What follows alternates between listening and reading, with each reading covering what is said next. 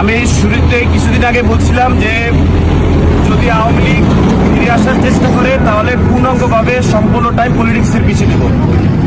2 নং টিয়াখালী ইউনিয়নের দেখেন আমার বাড়ির মাদ্রাসা, আমার শ্রদ্ধেয় স্যার যেখানে আমি পড়াশোনা করেছি, 2 নং টিয়াখালী ছাত্রলীগ, এই যে লেখা দেখেন, তারা আজকে 21শে ফেব্রুয়ারি ফুল দিয়ে আসছে, মানে আমার বাড়ির প্রতিষ্ঠান।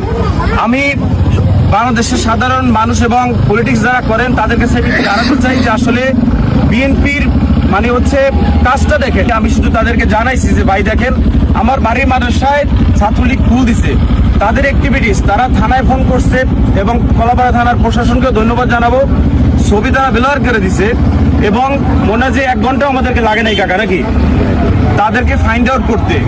আপনারা নিষিদ্ধ, আপনাদের আগে বিচার হোক, তারপর আপনারা ফিরে আসবেন কি আসবেন না সেই অ্যাক্সেস জনগণ দিবে, কিন্তু আপনারা মানে সব মশার বিরুদ্ধে সুরক্ষা দিতে এলো বসুন্ধরা এক্সট্রিম অ্যারোসল। মশার বিরুদ্ধে এক্সট্রিম সুরক্ষা এখনো নিষিদ্ধ, সেটা এখন এসে ফুল দিবেন, এটা কখনই হয় না। আমার 2 নং টিয়াখালী ইউনিয়নের বিএনপির যারা নেতাকর্মী আছেন আমি অন্তর থেকে ধন্যবাদ এবং ভালোবাসা জানাই এবং সারা দেশের মানুষকে বলবো আপনারা দেখেন যে বিএনপি, আপনারা যে বলেন যে বিএনপি আওয়ামী লীগকে সাপোর্ট দেয় এবং বিএনপি আওয়ামী লীগকে যে লালন পালন করে, তাদেরকে যে ছত্রছায়ায় রাখে, আজকে তাদের রেসপন্সিবিলিটিটা দেখেন।